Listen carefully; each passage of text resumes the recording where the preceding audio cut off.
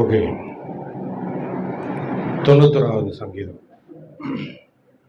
91வது சங்கீதம்.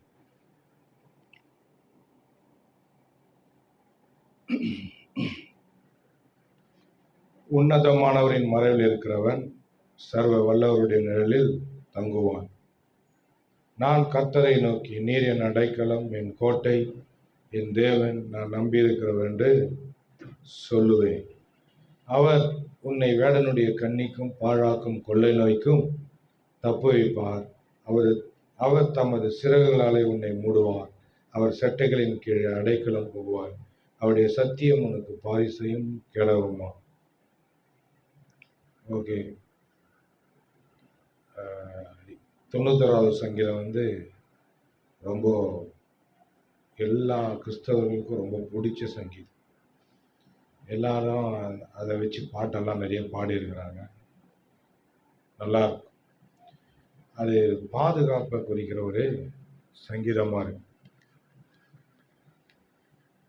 பாதுகாப்பு, அதே சமயத்தில் ஒரு பெரிய ஒரு நம்பிக்கை.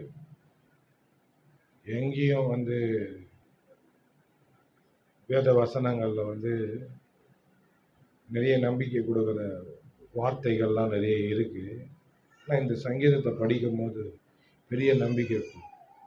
அதே சமயத்தில் நிறைய பேர் இதன் மூலயமா சுகம் அடைஞ்சிருக்கிறாங்க, வியாதியிலேருந்து சுகத்தை பெற்றிருக்காங்க, பெரிய ஆபத்துல இருந்தெல்லாம் தப்பிச்சிருக்கிறாங்க. உன்னதமானவன் மறைவில் இருக்கிறவன் சர்வ வல்லவருடைய நிழலில் தங்குவான். சொல்லுங்க, உன்னதமானவரின் மறைவில் இருக்கிறவன் சர்வ வல்லவருடைய நிழலில் தங்குவான். இது வனாந்தரத்துல மோசே இஸ்ரவேல் ஜனங்களை பிரயாணம் கூட்டு வரும்போது பண்ண ஒரு பாடின பாட்டு. இதை ஃபுல்லா படிக்கும் போது நல்லா இருக்கும். இப்ப எல்லாருக்கும் ஆண்டவருடைய ஜனங்களுக்கு எல்லாருக்கும் அவங்களுக்கு உள்ளத்துல ஒரு ஏக்கம் இருக்கும். ஏக்கம் இருந்துன்னே இருக்கும். கடவுளோட கூட இருக்கணும், கடவுளோட நான் கடவுள்கிட்ட போயிடணும்னு வேற இது மாதிரிலாம் இருக்கும். ஆனா இந்த சங்கீதம் அந்த நம்பிக்கையை தான் கொடுக்கும். படிக்கும் போதே பெரிய ஒரு பாதுகாப்பின் உணர்வை நம்மளுக்கு இது கொடுக்கும்.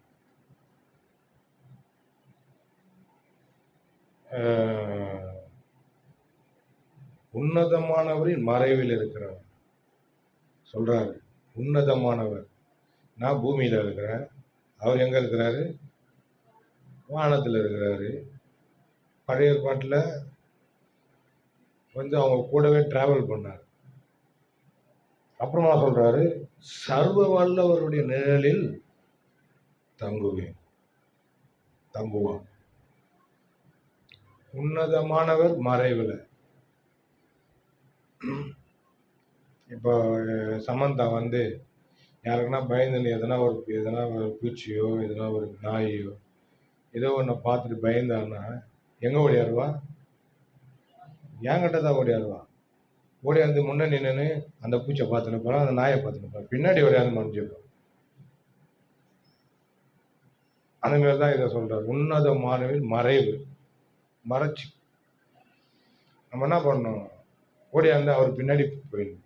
நம்ம முன்னாடி ஏய் நான் ஒன்று பார்த்துறேன்னா 2ல் 1 பார்த்துறேன், 2ல் 1 ஒன்னத்தோட மாமான்ற மாதிரி, ஏய் நான் பார்த்துக்கிறேன், ஒன்று பிரச்சனை நான் பார்த்துக்கிறேன், நீ நெஞ்ச நிமித்தின்னு போனா நெஞ்சு எலும்பெல்லாம் ஒஞ்சிரும். இல்ல, அப்படி கிடையாது. நம்ம என்ன பண்ணோம்? அவர்கிட்ட மறைஞ்சிடணும், அவர்கிட்ட ஒழிஞ்சிக்கணும். இப்போ நம்ம கண்ணீர் அஞ்சலி போஸ்ட் எல்லாம் பாக்குறோம் பார்த்தீங்களா? அவங்க எல்லாம் யாருன்னா நெஞ்ச நிமித்தின்னு முன்னாடி போனவங்க.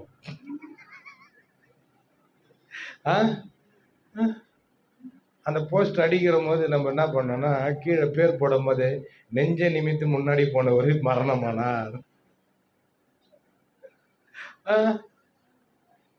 நம்ம கடவுள் மேல கடவுள் மேல நம்பிக்கையை வச்சா நம்ம சீக்கிரம் சாக மாட்டோம். ஹலோ, சாவே வராதுன்னு நானு சீக்கிரம் சாக மாட்டேன் சொல்லி சாவே மாட்டேன்றேன். சாவே வராது. இந்த சாவு போற அந்த பூவெல்லாம் போட்டுப்பா, அதை பார்த்தாலும் எனக்கு எங்கேருந்து வரன்னு தெரியல, கோவம் பிச்சுக்குன்னு வரும். எவன்னா இந்த பூவெல்லாம் எடுத்துன்னு வந்து இங்கே ரோட்டில் போட்டு நம்மளை வெறுப்பேற்றுறாங்க. நம்மளுக்கு வேற மூக்கு வேற ரொம்ப சென்சிட்டிவா, நாத்தம் தாங்க முடியாது. இந்த என்னன்னா சாவே மாட்டேன். எஸ் சொல்றாருல,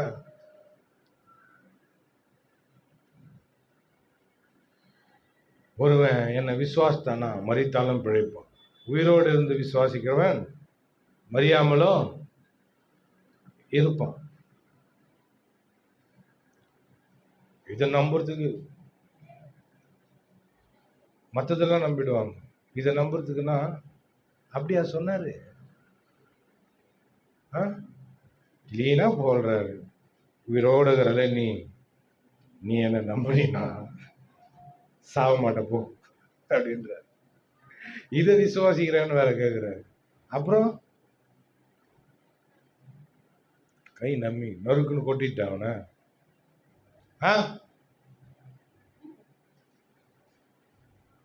கவனி,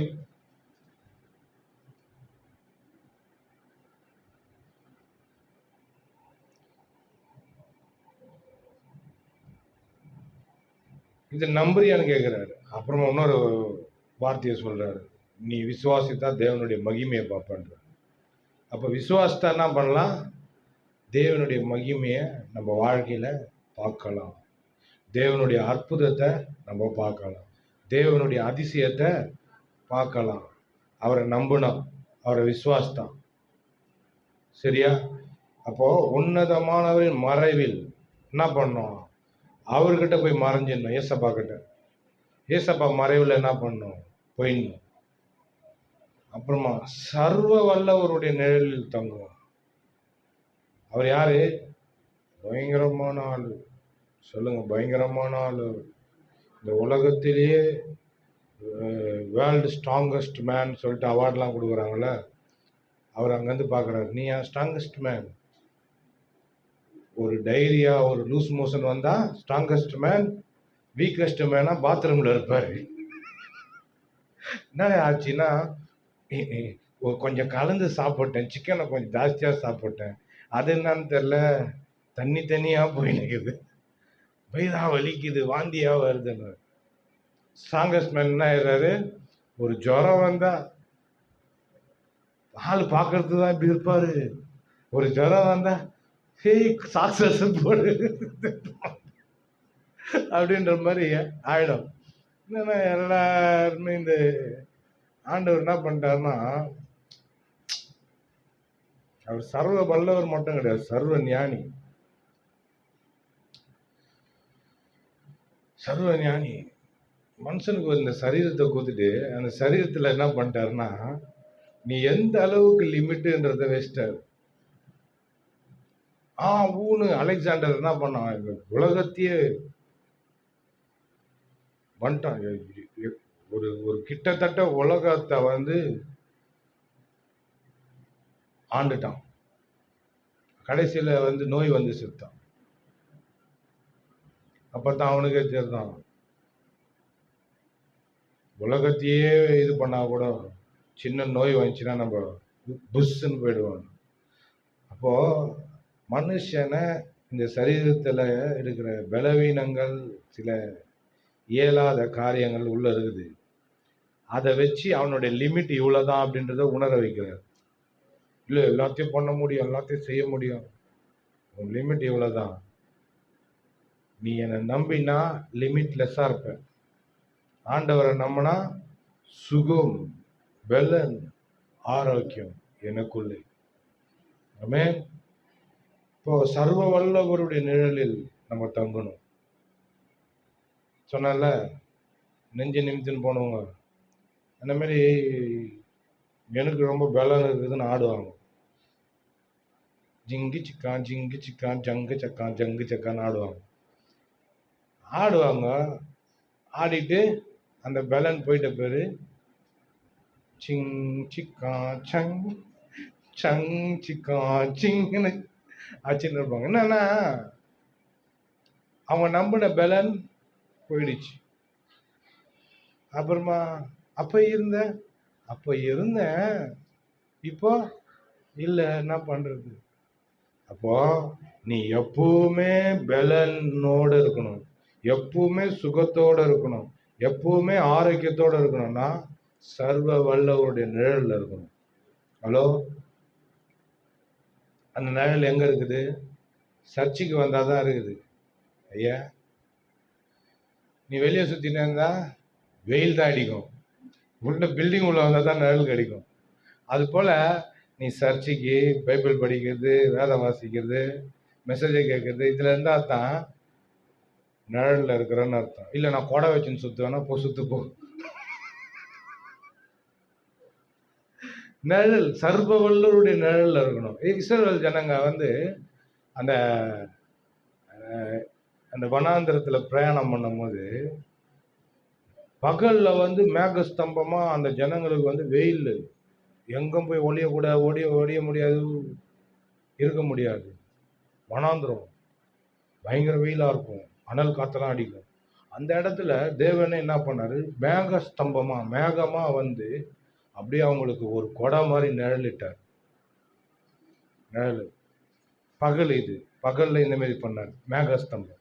இரவுல அக்னி ஸ்தம்பமா அவங்களுக்கு நல்லா குளிர்ல இருக்கும் போது அதுக்கேற்ற மாதிரி அந்த அவரே ரிமோட்டா இருந்துன்னு என்ன பண்ணிட்டாருன்னா அவங்களுக்கு ஏற்ற குளிர் யாருக்கெல்லாம் எந்த அளவுக்கு ஃபீல் பண்ண முடியுமோ அந்த அளவுக்கு பனி பெய்யாத அளவுக்கு அழகா அவங்கள பாதுகாத்தார். எத்தனை வருஷம்? 40 வருஷம். நம்ம என்ன நினைக்கிறோம்னா என் கூட நான் தப்பு பண்ணிட்டேன், கடவுள் என் கூட இருப்பாரா? செல்லம் ஓடியா, செல்லம் கோடியா. இஸ்ரவேல் ஜனங்களை பார், எத்தனை வருஷம் இருந்தாரு? 40 வருஷம் அவங்க கிட்ட குப்பை கொட்டினார் ஆண்டவர். அவங்க குப்பையெல்லாம் எடுத்து போட்டார். அவங்க பண்ண காரியங்கள்லாம் பார்த்தோன்னா உங்களுக்கே கோபம் வரும். அந்த கோபம் வந்த பிறகு அப்படியே யோசிக்கணும். என்ன யோசிக்கணும்னா இதே கேரக்டராக தான் நான் நானுங்கிறேன். அப்படியே அதே யோசித்தேன். மொரட்டாட்டம் பண்ணாங்க, முறுமுறுத்தாங்க, கலகம் பண்ணாங்க.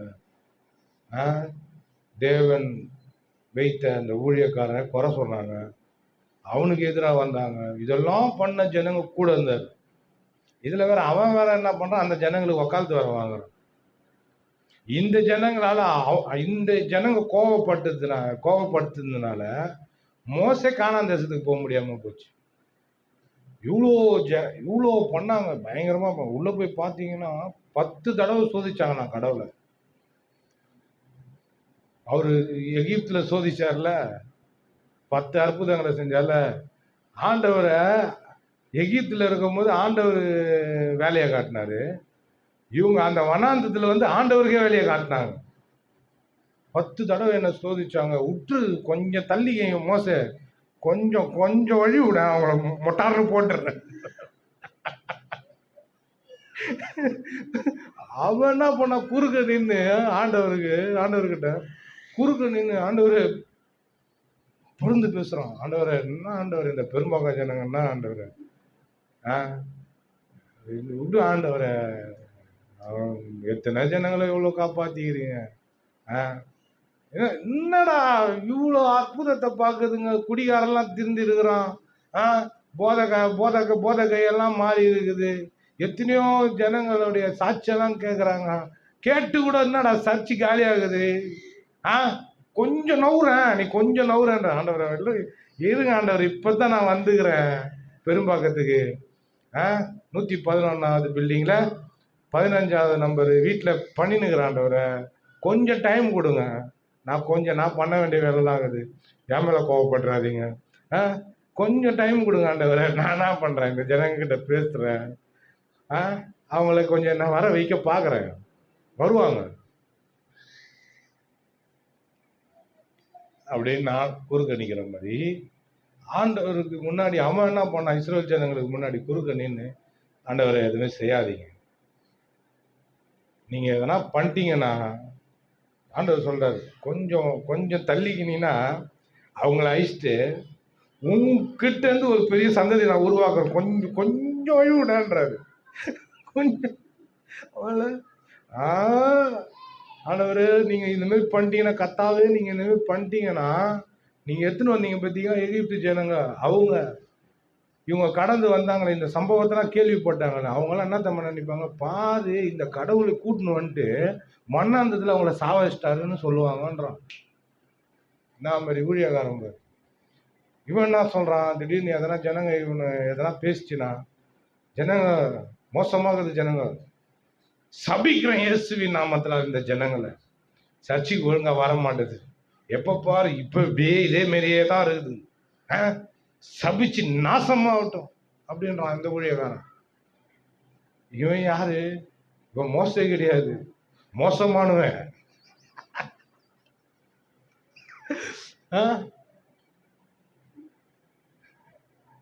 இவரு தான்.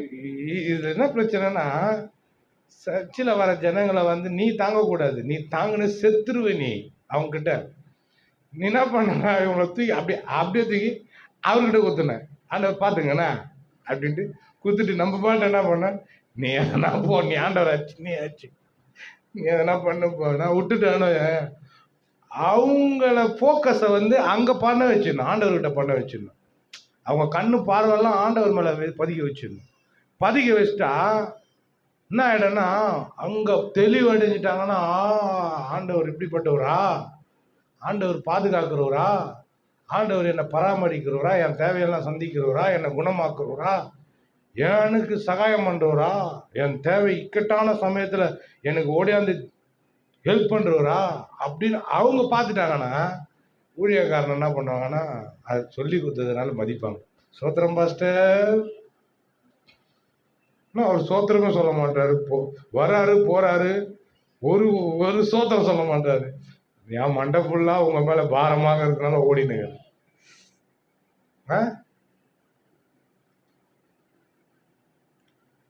நம்மளுக்கு இந்த சோத்திரம் சொல்றதுலாம் வராது. சோத்திரம் சிஸ்டர், சிஸ்டர் ஒழுக்கமான பாஸ்டர் பின்னாடி போய் உன் சோத்திரம் தான் எனக்கு சோறு போடுது போ அப்படின்ட்டு போவாங்க. இதெல்லாம் எப்ப கேட்டீங்க, சொன்னாங்க. அப்ப ஜனங்களுடைய பாரத்தை அவங்க யாரு சுமக்கணும்னா, ஆண்டவர் தான் சுமக்கணும், ஒரு பாஸ்டர் சுமக்க கூடாது. சுமந்தா சொல்றாரு, செத்துருவப்பா நீ, நான் ஏற்கனவே சுமந்து செத்துட்டேன், நீ என்ன பண்ணாத, நான் தூக்கி சுமந்து தீர்த்தது என்ன பண்ணாத, தேவையில்லாம நீ சுமக்காத, நான் சுமந்துட்டேன்னு சொல்லி கொடு. ஹலோ, நான் சுமந்துட்டேன்னு நல்லா மண்டில நல்லா சம்டி வச்சு அடிக்கிற மாதிரி சொல்லி கொடு. மறுபடியும் எனக்கு இந்த பிரச்சனை அந்த பிரச்சனை ஓடியாந்து அப்ப அடி, மண்டில நெத்திய காட்டு கொஞ்சம், போனதோட நல்லா அடிக்கல நானு,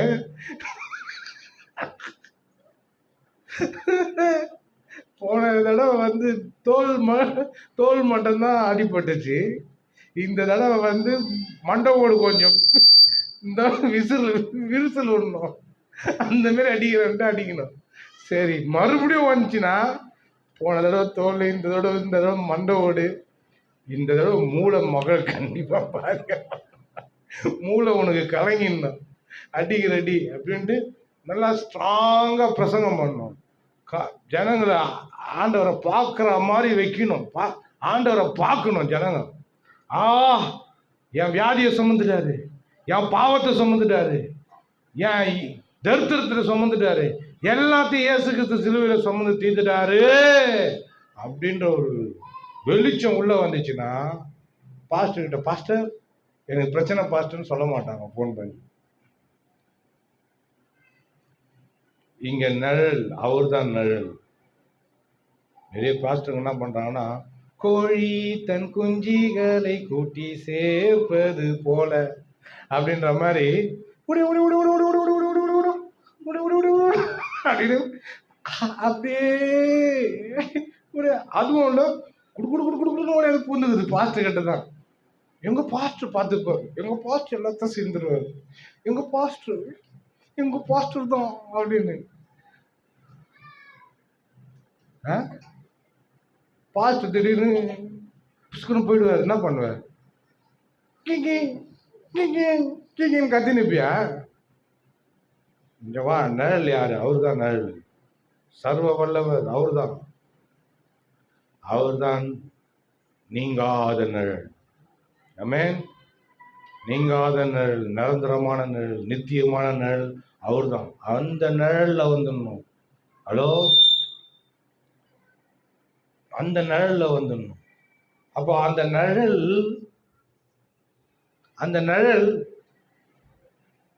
நீங்காத நிழலா இருக்குது, நித்தியமான நிழலா இருக்குது. அப்போ நிழல்னு சொல்லிட்டு இப்போ ஒரு குறிப்பிட்ட இடத்துல ஒரு மரத்துல வந்து ஒருத்தர் ஒரு நல்ல காமெடி பண்ணார்.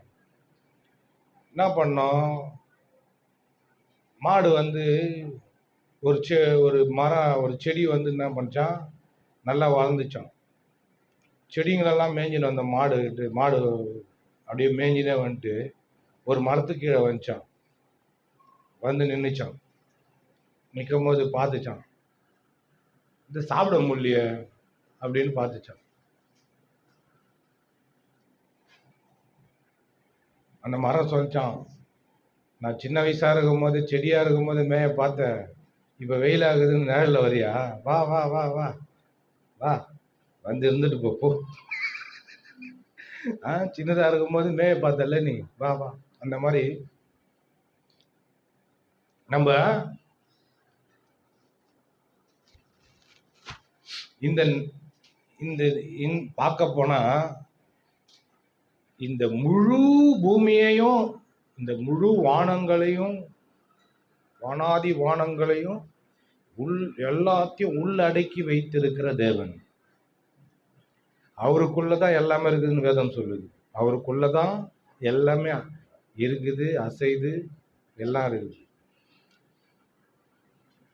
அவருக்குள்ள எல்லாமே இருக்கிறதுனால அவர் தான் எல்லாத்துக்கும் அந்த நிழல், நீங்காத நிழல். இப்போ இந்த விசுவாசம், நீ விசுவாசத்தான் அந்த நிழல்ல வர, விசுவாசிக்கலன்னா நிழல்ல இல்லைன்னு அர்த்தம். புரியுதா? பார்க்க போனா நிழல் நீங்கள, வானத்தையும் பூமியும் அண்ட சராசரங்களையும் அவர் தான் படைச்சாருன்னா அவர் தானே இது எல்லாத்தையும் விட பெருசா இருக்கிறாரு. அந்த பெரியவருக்குள்ளதானே நம்ம இருக்கிறோம். அப்போ அவர் நிழல் தான். இதை தெரியாத ஜனங்க அந்த நிழல்ல, விசுவாசன்ற நிழல்ல வராததுனால அவிசுவாசன்ற வெயில்ல போய் சுட்டெரிக்கப்பட்டு சாவுறாங்க. நீ சொல்றாரு, உன்னதமான மறைவில் சர்வ வல்லவருடைய நிழலில். அப்போ இந்த நிழல் இதமா இருக்கும், சுகமா இருக்கும். இந்த நிழல் உள்ள வரும்போது, இந்த நிழலை நீ அனுபவிக்கும் போது நல்லா தெரிஞ்சுக்கணும், பா இது நல்லா இருக்குது, சூப்பரா இருக்குது. சூப்பரா இருக்கிறதுனால இதை நம்ம விடவே கூடாது. இந்த நிழல் என்ன பண்ணும், எப்பனா நம்ம பிரச்சனை வரும்போதெல்லாம் இந்த நிழல் உள்ள ஓடிடணும். இந்த நிழல்ல போய் என்ன பண்ணணும், தஞ்சம் அடைஞ்சிடணும்.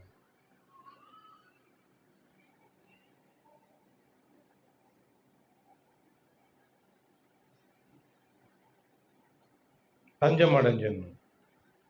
அப்போ நம்மளுடைய வாழ்க்கையில ஒரு பெரிய பாதுகாப்பின் ஒரு நம்பிக்கை நம்மளுக்கு இருக்குது. ஆமென்.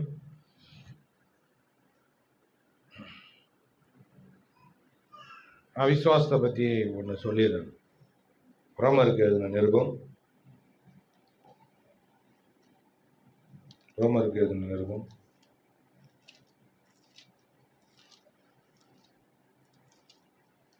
8 ஷவலா துருபா காதுருபா ஷவனா.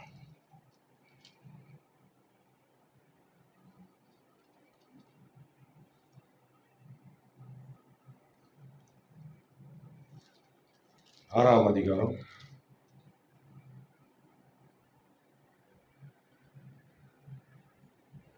15ஆம் வசனம். ரோமருக்கு எழுதின நிருபம் 6ஆம் அதிகாரம் 15ஆம் வசனம். விசுவாசத்தை பற்றி ஒரு இதுவரைக்கும் விசுவாசத்தை குறித்து இந்த பூமியில தேவனுடைய பார்வை, தேவனுடைய செயல், தேவனுடைய பராமரிப்பு, தேவனுடைய பாதுகாப்பு, தேவனுடைய எல்லா விதமான அந்த அன்பும், அந்த அக்கறையும், அவருடைய இரக்கமும், அவருடைய கிருபையும், அவருடைய நீடிய பொறுமையும் எல்லாமே நம்ம இந்த இதில் பார்க்கலாம். விசுவாசத்தை குறித்து நெக்ஸ்ட் லெவல், இந்த விசுவாசத்தினுடைய ஒரு நம்ம பார்க்க முடியாத, இது வரைக்கும் கேள்விப்படாத ஒன்று நான் இப்போ பேசுறது, கேள்விப்படாத ஒன்று. ரோமர் 5ஆம் அதிகாரம் 15ஆம் வசனம். ஆனாலும் மீறுதலின் பலன் கிருபை வரத்தின் பலனுக்கு ஒப்பானதல்ல. எப்படி எனில், ஒருவனுடைய மீறுதலினாலே அநேகர் மரித்திருக்க, தேவனுடைய கிருபையும் இயேசு கிறிஸ்து என்னும் ஒரே மனுஷனுடைய கிருபையினாலே வரும் ஈவும் அநேகர் மேல் அதிகமாய் பெருகியிருக்கிறது. அப்புறம் மேலும் ஒருவன் பாவம் செய்ததினால் உண்டான தீர்ப்பு தேவன் அருளும் ஈவுக்கு ஒப்பானதல்ல. அந்த தீர்ப்பு ஒரே குற்றத்தின் நிமித்தம் ஆக்கினைக்கு ஏதுவா இருந்தது. கிருபை வரமோ அநேக குற்றங்களை நீக்கி நீதி விளங்கும் தீர்ப்புக்கு ஏதுவா இருக்குது அப்படின்ற. அப்புறமா அல்லாமலும் ஒருவனுடைய மீறுதலினாலே அந்த ஒருவன் மூலமா மரணம் ஆண்டு கொண்டிருக்க, கிருபையின் பரிபூரணத்தையும் நீதியாகிய ஈவின் பரிபூரணத்தையும் பெறுகிறவர்கள் இயேசு கிறிஸ்து என்னும் ஒருவராலே ஜீவனை அடைந்து ஆளுவார்கள் என்பது அதிக நிச்சயமாமே. இது மொத்தம் இந்த 15, 16, 17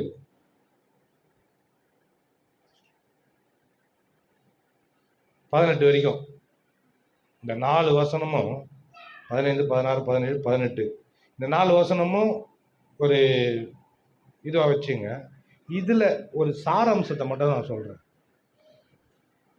இப்போ இந்த முழு வெளிப்படையா வெளிப்பிரகாரமா நம்ம பார்க்கும்போது இந்த முழு பூமியும் பாவத்தினால கரைப்பட்டு, பாவத்தினால இதை பார்க்குற விதத்துல பார்த்தா சொல்றேன், பாவத்தினால ரொம்ப மோசமா இருக்குது. அங்கங்க போர், அங்கங்க பஞ்சம், வியாதி, கொடூரமா இருக்குது. ஜனங்க ரொம்ப அவஸ்தைப்பட்டு இருக்கிறாங்க. தரித்திரத்திலையும் பண கஷ்டங்கள்லையும் எல்லா பிரச்சனைகளிலும் பயங்கரமா இந்த பூமியும் இந்த பூமியில இருக்கிற ஜனங்களும் என்ன ஆகுதுன்னா, பூமியும் சேர்ந்து அவஸ்தைப்பட்டு இருக்குது. பார்க்கும்போது என்ன கடவுள் இருக்கிறாரா இல்லையா அப்படின்ற மாதிரி தோணுது. நான் சொல்றேன், விசுவாசத்தை பத்தி சொல்றேன். இங்க பார்க்கிறோம், இங்க என்ன சொல்றாருன்னா, ஈவுன்றாரு, கிருபை வரன்றாரு. கிருபை வரன்றாரு, கிருபை வரன்றாரு, ஈவுன்றாரு. அநேகர் மேல் பெருகி இருக்குதான், அநேகர் மேல் அதிகமா பெருகி இருக்குது இந்த கிருபை வரும். இப்ப என்ன பிரச்சனை இந்த உலகத்துல? என்ன பிரச்சனைனா, பாவம் பிரச்சனை கிடையாது, பிசாசு பிரச்சனையும் கிடையாது. ஹலோ, பிசாசு பிரச்சனையும் கிடையாது, பாவம் பிரச்சனையும் கிடையாது. ஒரே ஒரு பிரச்சனை தான், விசுவாச பிரச்சனை. இந்த பூமியில நம்ம பார்க்கும் போது என்ன சொல்றது, கடவுள் இருக்கிறாரா, இருந்தா ஏன் இப்படி நடக்குது அப்படின்னு நம்ம பார்க்கிறோம். அங்கிருந்து தேவன் என்னமா சொல்றாரு, உனக்கு விசுவாசம் இருக்குதா அப்படின்னு பார்க்கிறாரு. இப்ப பார்க்கும்போது பிசாசு தான் ரொம்ப டாமினேட் பண்ணி இந்த முழு உலகத்தையும் ரொம்ப ஆக்கிரமிச்சு ஆண்டு கொண்டுன்னு என்ன பண்ணிருக்கிறான்னா, மோசப்படுத்தின்னு இருக்கிறான், நாசப்படுத்தின்னு இருக்கிறான் அப்படின்ற மாதிரி நம்மளுக்கு தெரியுது. ஆண்டவர் அங்கிருந்து பார்த்து சொல்றாரு, அவனை சிலுவையில் என்ன பண்ணிட்டேன், நான் தோற்கடித்தேன், அவன் தலையே நசுக்கிட்டேன். இன்னொன்னு, அவன் தலைய வேற புடுங்குனால இந்த இந்த மரம் கொஞ்சம் கொஞ்சமா பட்டு போயின்னு இருக்குதுன்றாரு. இந்த பூமி வந்து ரொம்ப மோசமா இருக்கிற மாதிரி தெரியுது. ஆனா தேவன் ஆல்ரெடி செஞ்சு வச்சிருக்கிற காரியத்தை யார் யாரெல்லாம் பார்க்கிறாங்களோ, யார் யாரெல்லாம் விசுவாசிக்கிறாங்களோ, யார் யாரெல்லாம் தேவன் மேல தன் கண்களை பதிக்கிறாங்களோ அவங்களுக்கு தான் தெரியும். தேவன் ஆல்ரெடி எல்லாத்தையும் ஒட்டு மொத்தமா கலாத்தியர்ல இதுல சொல்றாரு, கொலஸ்டர்ல சிலுவையில எல்லாத்தையும் உறிந்து கொண்டு அந்தரங்க கோலமாக்கினான். அவனுடைய எல்லாத்தையும் உறிந்து கொண்டு நிர்வாணமாகிட்டான். அவனை அசிங்கப்படுத்திட்டான். ஒட்டு மொத்தமா அவனுடைய எல்லா காரியங்களையும் என்ன பண்ணிட்டாரு? வைசி போட்டார்.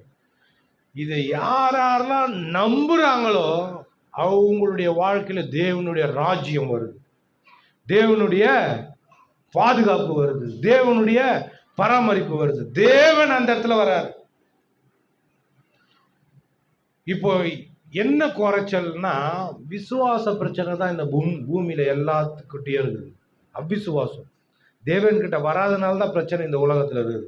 தேவன் கிட்ட வந்தா, இயேசுவை ஏற்றுக்கொண்டா, இயேசுனுடைய ராஜ்யத்துல வந்தா, இந்த இயேசு ராஜாவை தங்களுடைய வாழ்க்கையில ராஜாவா ஏற்றுக்கொண்டா அவங்களுடைய வாழ்க்கையில தேவனுடைய ஆளுகை வருது, தேவனுடைய சாம்ராஜ்யம் கட்டப்படுது, தேவனுடைய ராஜ்யம் பெருகுது. இது நித்திய ராஜ்யம். இப்ப இது இப்படி தேவன் வந்து எல்லாவற்றையும் அழகா ஒழுங்குங்கிறமா எல்லாத்தையும் செஞ்சு வச்சதுனால ஜனங்க பார்க்க தவறுறாங்கல்ல, அதனாலதான் இந்த உலகம் வந்து மோசமா இருக்கு. அப்போ நீ கடவுளை குறையே சொல்ல முடியாது. கர்த்தர் நல்லவர் என்பதை ருசித்து பாருங்கள். அவர் மேல் நம்பிக்கையா இருக்கிற மனுஷன் பாக்கியவன். ஆமே. அப்ப இந்த உலகம் மோசமா இருக்குதுன்னா ஏன் மோசமா இருக்குது? அவிசுவாசத்துல இருக்குது, தேவனை நம்பாம இருக்குது, தேவன் கிட்ட வராம இருக்குது. இந்த உலகம் தேவனை பார்க்கிற விதத்துல பார்க்காம இருக்குது. அதனால்தான் உலகம் இப்படி இருக்குது. இல்ல, கடவுள் சர்வ வல்லவராச்ச, அவரு வல்லவரா இருக்கிறதுனால எல்லாத்தையும் மாத்தி இருக்கனால அவர் சொல்றாருப்பா, உன்னை நான் குழந்தையாவே தொட்டில போட்டு ஆட்டின்னு இருக்கிறதுக்கு நான் உன்னை படையில. நீ என்ன பண்ணும்? ஒரு படத்தை பார்த்தேன், இயேசுவும் ஒரு வாலிப பையனும் தோல் மேல கையை போட்டு நடந்துன்னு போற மாதிரி. இதுதான் உண்மையான படம். அவர் என்ன பண்றாரு? அவர் தோல் மேல கையை போட்டு, இது நிறைய பேர் ஒத்துக்க மாட்டான். அன்னைக்கு சமம்னு பேசினா அதுல இருந்து சமமா வரல. அவர் தோல் மேல கை போட விடுவாரானா? விடுவாரா? தோல் மேல கை போடு. ஐயோ, தப்பா பேசிட்டோம், வாயில போட்டுக்கோ. தோல் மேல கையை போடு. ஏய், தோல் மேல கையை போடலாம். அவர் குனிஞ்சு பாதத்தையே கழுவுற ஒரு குணம் படைத்தவர். ஆமென். தோல் மேல கைய போட விடுவானா? கால் மேல கைய போடுறாரு, தோல் மேல கைய போடுறானா?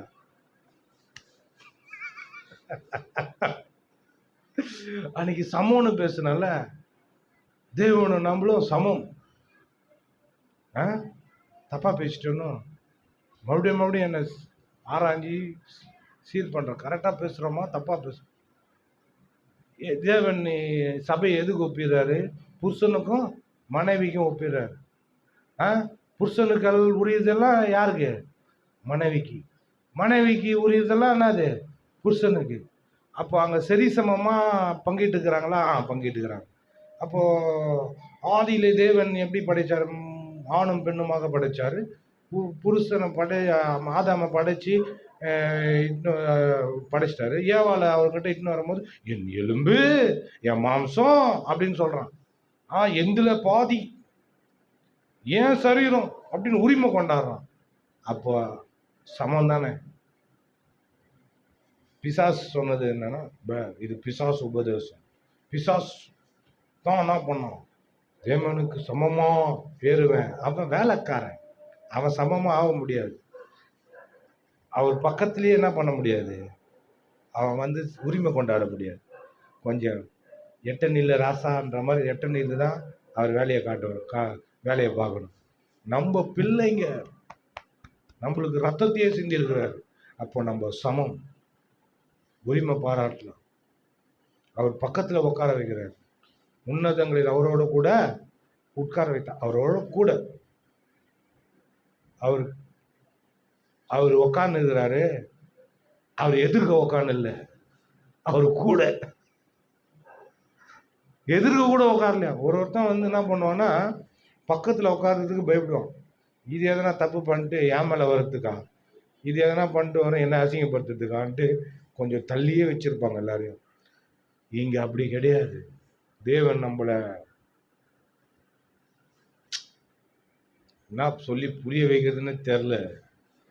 காலை குனிஞ்சி கழுவுறாரு, ஜீவனை விடுறாரு, இறக்கத்தை காட்டுறாரு, மன்னிப்புக்கிறாரு, அன்பை கொட்டுறாரு. இதெல்லாம் ஐயோ சமம் இல்லாம என்ன பண்ணலாம். வார்த்தை வரணுமே, அந்த அன்பை ருசி பார்க்கணுமே. சமோன்னு சொல்றதை விட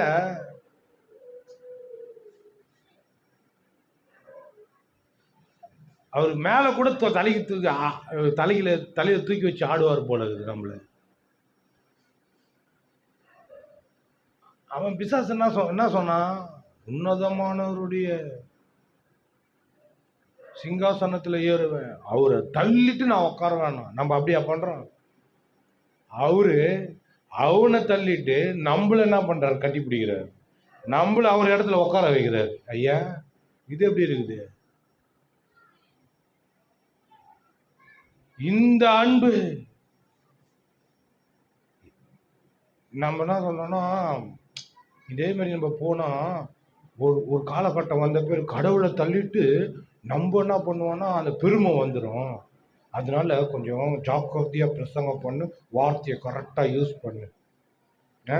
பண்ணு அப்படின்றாங்க. நான் என்ன சொல்றேன், எனக்காக ஜீவனை விட்டு அவருடைய ரத்தத்தையே சிந்தி இவ்வளோ பண்ண தேவனை என்னால் தள்ள முடியுமா? நான் உயிரோடு இருக்கிறது அவரால் தான். நான் உயிரோடு இருக்கிறது அவருக்காக தான். அப்படி இருக்கும்போது இந்த பெருமை இதெல்லாம் வளராத இந்த கேட்டகரி இருக்குது பத்தியா, இதுங்களுக்கு திரும்ப திரும்ப இதெல்லாம் சொல்லி புரிய வச்சு அப்படி எழுந்து இந்த முதுகெலும்புல இப்படி வளைஞ்சு நிற்கிறது நிமித்தி உட்கார வைக்கிறதுக்குள்ள போதும் ஆயிடும். இது உள்ள வரணும், அதே சிந்தையாவே இருக்கணும். மண்டை ஃபுல்லா அவர் ஓடணும், மண்டை ஃபுல்லா அவர் இருக்கணும். அப்பத்தான் பிசாசை எங்க வைக்கணும், பிசாசின் காரியங்களை எங்க வைக்கணும், பிசாசனுடைய இதெல்லாம் என்னன்றது அப்படியே பார்த்து அப்படியே தெரிஞ்சு நல்லா அப்படியே ஒதுக்கு அப்படியே தள்ளு தீணும் அப்படியே முட்டை கட்டு சுருட்டு அதுல பிசாசை உட்கார வச்சா அப்படியே தள்ளி அப்படியே போயிட்டு போ போ போ அப்படின்னு சொல்லி அப்படி ஒதுக்கும். பெருமை வந்துடும். நீ இப்படியே பேசினே இரு, கழுவி ஊத்தினே இரு. நார் தான் வேஸ்ட் ஆகும், சோப்பு தான் வேஸ்ட் ஆகும். இல்ல பெருமை வந்துடும், அது வந்துடும், இது வந்துடும். நீ எப்ப தேவனுடைய சாயலையும் தேவனுடைய ரூபத்தையும் இந்த அளவுக்கு தேவன் என்னை பாதுகாக்கிறாரு, பராமரிக்கிறாரு, எனக்கு கூட இருக்கிறாரு, என்னை விடாத நிழல் ஒன்று இருக்குது, என்னை விட்டு விடாத நிழல் ஒன்று இருக்குது, எனக்கு வாழ்றதுக்கு அபார நம்பிக்கை ஒன்று இருக்குது, இந்த உலகத்துல கொடுக்க முடியாத ஒரு சந்தோஷம் சமாதானம் ஒன்று இருக்குது, அது என் தேவன் இடத்துல இருக்குது, என் கர்த்தரிடத்துல இருக்குது, என்னை படைச்ச ஆண்டவரிடத்துல இருக்குது, எனக்காக ஜீவனை விட்ட தேவனிடத்துல இருக்குதுன்னு எப்போ அந்த நம்பிக்கையும் விசுவாசம் வருதோ அசைக்க முடியாத இடத்துல இருக்குது. அதனால தான் தாவீது சங்கீதத்துல பாடுறான், என்ன பாடுறான், கர்த்தரை நம்புகிறவர்கள் சீயோன் பர்வதம் போல உறுதியா அசையாமல் நிலைத்திருப்பார்கள். ஆமென். அந்த மாதிரி இருக்கணும் வாழ்க்கை. நம்பிக்கை இப்படி ஏறணும். சூழ்நிலை இப்படி சூழ்நிலை வரும்போது எப்படி உங்களுக்கு எப்படி கெட்டப்பாறை மாதிரி நல்லா இரும்பு மாதிரி மலை மாரி தெரியுதா, இல்லை எனக்கு எப்படி தான் தெரியுது, வர சூழ்நிலைலாம் காற்றுல காகிதம் பறந்து வராது, அந்த மாதிரி தெரியுது. போ போ போ போ போ போ, அப்படியே பறந்து போ. போ போ போ போ போ போ, அப்படியே போ, அப்படியே பறந்து போ. பார்க்குற சூழ்நிலைலாம் அப்படிதான் தெரியுது. எல்லாம இயலாம, வறுமை, தரித்திரம், இதெல்லாம் பார்க்காம அப்படி பறந்து அது ஃபோன் பண்ணா அப்போ அது மாதிரி கண்டுக்கவே கூடாது. நீ இந்த மாதிரி பாரப்பட்டாலும் ஐயோ தலைலாம் சுத்துது, தலை வலிக்குது, பிபி ஏறுது, சுகர் மாத்திரை எங்க, அந்த மாத்திரை எங்க, தண்ணி கொடு, லடக்கணும், வாயில போடு, முழுங்கு, இப்படி ஆயிடும். இந்த நம்பிக்கை, இந்த விசுவாசம் இப்படி வந்ததுன்னா சுகர் மாத்திரை வேணாம், பிபி மாத்திரை வேணாம், டாக்டரையும் பார்க்க வேணாம். உள்ள நம்பிக்கை பெருகும் போது ஸ்ட்ராங் ஆயிடும், ஸ்ட்ராங் ஆயிடும். உள்ள ஸ்ட்ராங் ஆயிடுச்சுன்னா என்ன ஆயிடும்? பிசாசு கொஞ்சம் அந்த சந்துலேருந்து பார்க்குறவன் அந்த தெருவுலேருந்து பார்க்க ஆரம்பிப்பான். அப்புறமா அந்த ரோட்டுக்கு போயிடுவான். உங்கள் கண்ணுக்கு அவன் தெரிய மாட்டான், அவன் கண்ணுக்கு நீங்களும் தெரிய மாட்டீங்க. அந்த இடத்துல வரணும். நீங்கள் போனாலே எப்படி பாத்ரூமில் சோப்பு விழுந்துச்சா, நான் சொன்ன உதாரணம், சோப்பு இப்படி விழுந்து அந்த தண்ணியெல்லாம் அப்படி பிஸ்குன்னு இப்படி போவோமோ, அந்த மாதிரி நீங்கள் போகிற இடத்துலலாம் பிசாசு பிஸ்கு பிஸ்குன்னு ஓடிடணும். ஆமென். ஒழுங்கினும் ஓடணும், பிரச்சனைங்க ஓடணும். போகும்போது வந்துட்டான்பா, ஐயோ சம்டியே தடி வந்துட்டான்பா அப்படின்னு வரணும். நம்ம போகும்போது ஒரு நம்ம கூடவே ஒரு ஒரு ஒரு பயங்கரம் வரணும். ஹலோ, பயங்கரம் வரணும். நீ அப்படி இருக்கிறியா? வளைஞ்சு நெஞ்சுன்னு, நான் ஒரு குப்பை, நான் ஒரு தூசி, நான் ஒரு கழுத, நான் ஒரு காட்டு கழுத அப்படின்றியா? இந்த படத்தெல்லாம், இந்த பேச்செல்லாம் அப்படியே நாக்கு கட்டிங் பிளேயர் வச்சு ஈர்த்து வச்சு இந்த மாதிரி பேசக்கூடாது, சரியா? கட்டிங் பிளேயர் மட்டும் தான் எடுத்துக்கிறேன். அடுத்த தடவை மறுபடியும் பேசினா கத்தி வந்துடும். ஈர்த்து வச்சு அர்த்தம் உள்ள போ, பேசக்கூடாது இந்த மாதிரிலாம். போ.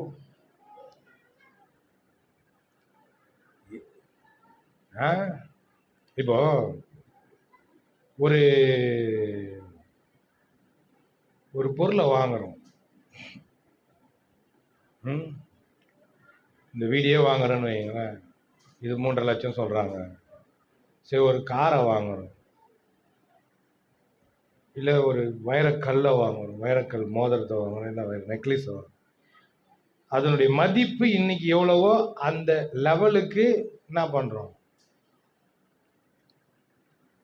கொடுத்து வாங்குறோம், இல்லையா?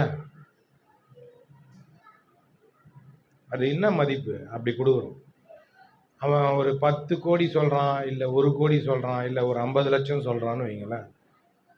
இல்லை நான் 1 கோடி தரேன், இல்லை நான் ஒரு 60 லட்சம் 10 லட்சம் எக்ஸ்ட்ராவே தரேன் அப்படின்னு சொல்லுவீங்களா? சொல்லுவீங்களா? ஒரு பொருளை வாங்கினா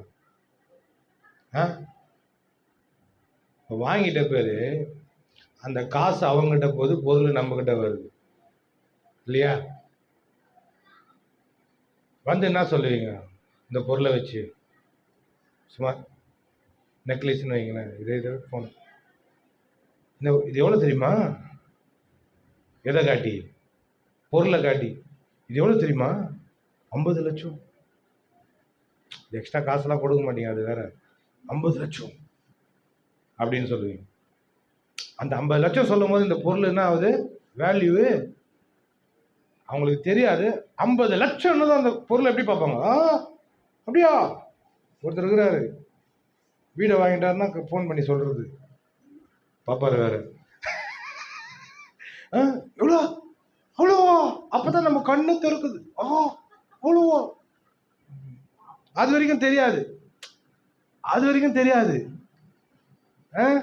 அது வரைக்கும் தெரியாது. அப்பதான் அந்த பொருள் என்ன பண்ணுவோம்? மதிப்போம்.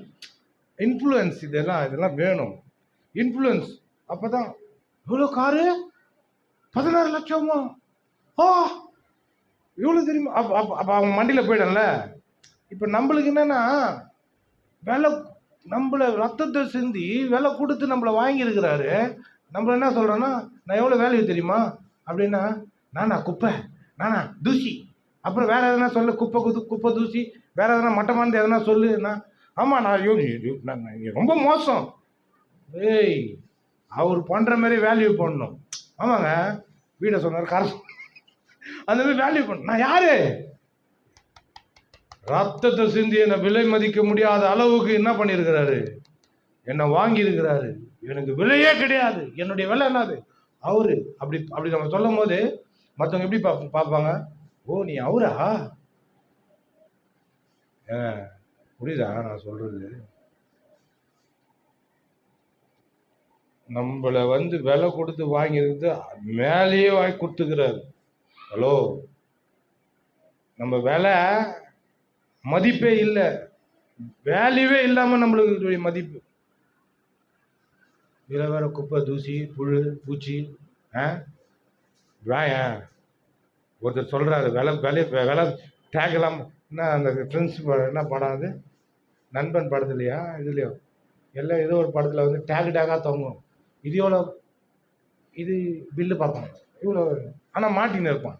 இது எவ்வளோ டிஷர்ட்டு, இது இது எவ்வளோ, ஆனால் பில்லு தொங்கின்னு இருக்கும். அது அதில் தொங்கின்னு இருக்கும், வாட்சிலையும் தொங்கின்னு இருக்கும், எல்லாத்துலேயும் சூட கூட தொங்கின்னு இருக்கும். என்னன்னு கேட்டால் அவ்வளோ வேலை. என்னன்னு பார்த்தா அவர் போட்டுன்னு இருக்கிறது இவ்வளோ விலைன்னு காட்டுறாராம். அடா பாவி, இவன் சொல்லு, இவன் டேக வச்சுன்னு சுற்றுறான். ஒருத்தர் விலையை சொல்லுவாங்க, இது எவ்வளோ தெரியுமா, இது இவ்வளோ. உன் விலை என்ன? நீ போகும்போது நீ விலை சொல்றது எப்படி சொல்லணும், வாழ்க்கை சொல்லணும். என் விலை எவ்வளோ மதிப்பு வாய்ந்ததா இருக்குது பாரு. என்னை மாற்றி இருக்கிற தேவன், என்னை சாட்சியா ஜீவித்து வைத்திருக்கிற தேவன், என் வாழ்க்கை சொல்லுது நான் இவ்வளோ விலையேற பெற்றவன், நான் இவ்வளோ வேல்யூ. என்னை மதிக்கல, உன்னை நான் மதிக்கவே மாட்டேன்டா. ஆமென். என் மதியாத தலைவாசல் முடியாது அப்படின்றாங்களா? மதியாதர் தலை வாசல்ல எத்தனை போயிட்டு அவங்க தலையை வச்சு மிதிச்சுட்டு வந்துரு.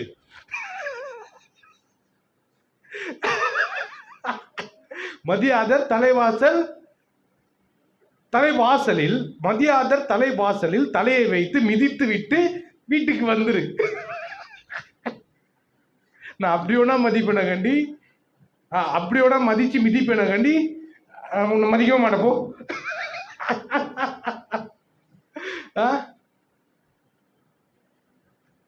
ஆண்டவரே சொல்றாரு, என்னை கனம் பண்ணுகிறவரை நான் கனம் பண்ணுவேன்றாரு. அப்புறமா சொல்றாரு,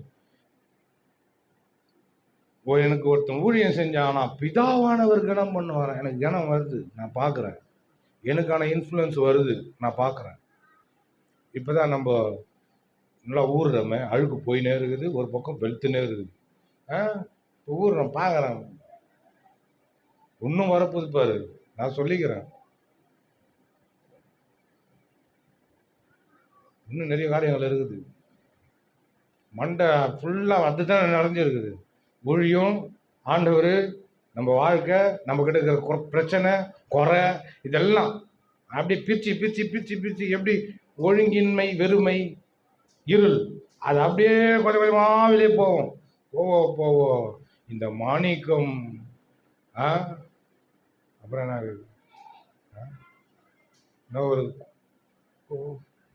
என்ன ஒரு வைரக்கல் இருக்குது. என்ன கல் அது? இல்லை அது இந்த இடத்துலேருந்து கோகினூர் வைரம். எதனா சொல்கிறீங்களா? கோகினூர் வைரம் பயங்கர ரேட்டு. அது கிடைக்காத ஒரு பொருளோ ஏதோ ஒன்று. அந்த மாதிரி மினுக்கணும், இந்த உலகத்தில் தனியாக தெரியணும்.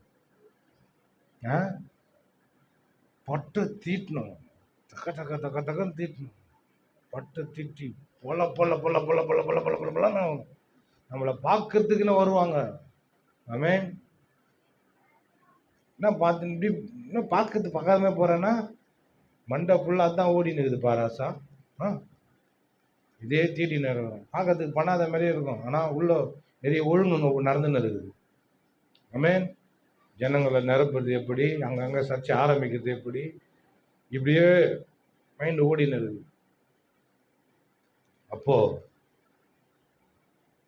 இது உலகத்துல பார்க்குற பயங்கரமான காரியங்கள்லாம் வந்து ஏன் இப்படி இருக்குது, ஏன் இப்படி இருக்குது, ஆண்டவர் தோத்த மாதிரி தெரியுதா? அது உண்மை கிடையாது.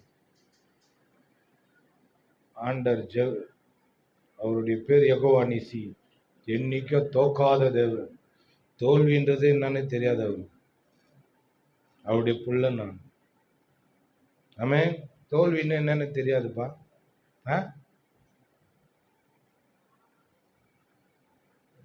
எங்க போனாலும் வெற்றி தான். ஆமென். மரணத்தையே ஜெயிச்சவர், பாவத்தையே ஜெயிச்சவர், பிசாசு தலையை நசுக்கணும். அவருடைய புள்ள நான். எனக்காக எல்லாவற்றையும் பண்ணவர். அவரை நான் பார்க்குறேன். எனக்காகவா? ஆமா, உனக்காக தான். அப்போ நான் என்ன மாதிரியே இருக்கணும் தம்பி அப்படின்றார். என்ன மாதிரியே இருக்கணும் நீ. நசுக்கு தலைய, நசுக்குன்னு தலைவாசல் நசுக்கு. ஒரு கத்துவம் விடாத நீ. என்னை விட்டு கத்துவம் விட்டு மதிப்பியா வாழ மாத்தி வர நசுக்கு.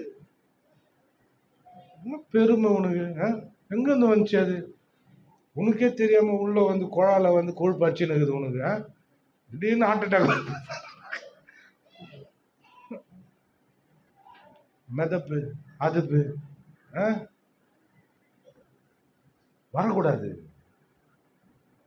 நம்மளுக்கு ஆண்டவர் தான் முதல்ல. ஈவினிங் சர்வீஸ் ஃபுல்லாக அங்கே போயிட்டு போகிறதையா உங்களுக்கு பிச்சு ஃபோக்கஸ் ஃபுல்லாக ஆண்டவர் இருக்கணும், ஆண்டவருடைய காரியங்கள் இருக்கணும், இதில் வரணும்.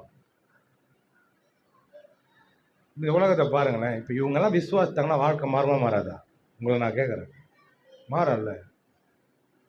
அப்போ ஏன் இப்படி இருக்குதுன்னா, ஆமாம் இருக்கதான் செய்யும். விசுவாசிக்கல. ஒருத்தர் இந்த கதையை சொல்லிட்டு முடிச்சிடறேன். ஒரு பாஸ்டர் என்ன பண்ணாராம், நோட்ஸ் எடுத்துன்னு இருந்தாராம். சண்டே நோட்ஸ் எடுத்துன்னு இருந்தாராம். குழந்தை வந்து என்ன பண்ணிச்சான், டிஸ்டர்பன்ஸ் பண்ணேன்னு நொயின்னு சுற்றின்னு விளையாடின்னு இருந்துதான். அந்த குழந்தை வரைகிற குழந்தை சம்மந்தம் மாதிரி என்ன பண்ணாராம், அது நல்லா இது பண்ணுற குழந்தை, நல்லா நாலேஜ் உள்ள குழந்தை. இது ரொம்ப டிஸ்டர்பன்ஸ் பண்ணுதுன்னு சொல்லிட்டு பக்கத்தில் இருக்கிற ஒரு பொம்மை ஃபோட்டோவை எடுத்து, ஒரு மனுஷ உருவ ஃபோட்டோ தான், மனுஷனுடைய ஃபோட்டோவை எடுத்து, ஃபோட்டோன்னா ஒரு வரைஞ்ச ஒரு மனுஷனுடைய உருவம், ஒரு படத்தை எடுத்து என்ன பண்ணாங்க, கறக்கு பொறுக்குன்னு கீழ்ச்சாராம். எவ்வளோ துண்டு கீழ்க்க முடியுமோ கீழ்ச்சிட்டு அந்த குழந்தைகிட்ட சொல்லி, இந்த மனுஷனை உருவத்தை என்ன பண்ணி எல்லாத்தையும் ஜாயின் பண்ணி எடுத்துனா போகணும், ஜாயின் பண்ணி எடுத்துனா போன்ட்டு அமுச்சு விட்டாராம். அது என்ன பண்ணிச்சான், குழந்தை இவர் நினச்சிங்கனாராம் ரொம்ப நேரம் ஆகும் இது சேர்க்கறதுக்கு, இது எப்படியோ இன்னைக்கு முடியாது, ரொம்ப நேரம் கழிச்சு வரோம், அதுக்குள்ளேயே நம்ம மெசேஜை ப்ரிப்பேர் பண்ணிடலாம் அப்படின்னு நினச்சாராம். பார்த்தா அது வந்து ஒரு 5 நிமிஷத்தில் ஓடி அது வந்து சேர்த்துட்டு வந்து நிற்குதான். அவர் பார்க்குறாரு, சேர்த்துட்டியா அப்படின்னா, சேர்த்துட்டேனே அப்படின்ச்சான். என்ன சேர்த்த காட்டு அப்படின்னாரான். நான் சீக்கிரமாக சேர்த்துட்டேன் டேடி அப்படின்ச்சான். காட்டுன்னு பார்த்தேன். எப்படி சேர்த்த? பின்னாடி உலக உருண்டை இருந்ததுல ரவுண்டா, அது எல்லாத்தையும் ஒன்றா சேர்த்தேன் பாரு, பின்னாடி மனுஷ உருவம் வந்துச்சு. அந்த மாதிரி இந்த மனுஷனை சரி பண்ணிட்டேன், இது உலக உருண்டை கூட நல்லா ஆயிடும், மனுஷனை இதுல பிரச்சனை என்னன்னா, மனுஷனுக்கு ஆண்டவர்கிட்ட வந்தா தான் நல்லா ஆகும். நம்ம என்ன பண்ணணும், கோணலை நேராக மாற்றி என் பள்ளத்தை மேடாக்கி நீரே. கோணலை நேராக்குறது, பள்ளத்தை மேடாக்குறது. சுற்றி புல்டோசர் வச்சு இச்சுன்னு இருந்தாங்க. என்னன்னு பார்த்தா மேடு அங்கங்கே இப்படி இப்படி இருந்ததெல்லாம் சமமாக்கி விட்டுக்கிறாங்க. அந்த மாதிரி இந்த பரிசுத்த ஆவியானவருடைய புல்டோசர் வந்து நல்லா இடிச்சு என்ன பண்ணணும்னா, சில மேடுகள்லாம் இருக்குது, அதெல்லாம் இடிச்சு சமமாகணும். கோணல் இந்த மாதிரி கோணி இருக்குது, அந்த கோணையெல்லாம் என்ன பண்ணணும்னா அப்படியே கயிறு பிடிக்கிற மாதிரி பூச்சி நேரம் ஆக்கணும், நேரம் ஆக்கணும். இந்த மாதிரி கோணம், இந்த பாண்டியராஜன் படத்தில் கோணச்சித்தை பண்ண ஒருத்தர் வர்றார், நொண்டி நொண்டின்னு, எங்கடா போய் கோணச்சத்தப்பா வீட்டுக்கு போய் நோட்டீஸ் வச்சுட்டு வாடான்னு அனுப்புவான் கனகராஜ். இவன் என்ன பண்ணுவான், போய் படம் பார்த்துட்டு வந்துடுவான் அந்த காசுக்கு. அவன் சொல்லுவான், என்னடா கோணச்சத்தப்பாக்கு போய் சொல்லிட்டு வந்தேன், யாருமே வரல சாவுக்குன்னா. ஆமாம், என்னடா பண்ணேன்னா படம் பார்த்துட்டான், பாக்கெட்லேருந்து பார்த்தா டிக்கெட் எடுத்துருவான். என்னடா படம் பார்த்துட்டு வந்துக்கிற குத்த காசுக்கு போய் பஸ்ஸில் போய் சொல்லிட்டு வாடான்னா, குத்த காசுக்கெல்லாம் போய் படம் பார்க்குறேன். ஆமாம், இத்தனை வருஷமாக நானும் பார்த்துன்னு வரேன், எல்லாருக்கும் சாவு செய்ய சொல்லுன்னு எல்லாருக்கிட்டையும் நான் சொல்லிட்டு வரவங்களாம் செத்துடுறாங்க, அதனால தான் போய் படம் பார்த்தேன், இதனால என்ன பிரயோஜனம் இருக்குது அப்படின்னா. அந்த மாரி இந்த சித்தப்பா அந்த கோணம்லாம் இருக்குது பற்றி, அதெல்லாம் நேராக்கணும். நேராக்கணும். சொல்லுங்க, நான் நேராவேன். ஆண்டவர் என்ன நேராக்குங்க. என் பள்ளத்தை கொஞ்சம் மேடாக்குங்க. இந்த மேடை கொஞ்சம் பள்ளமா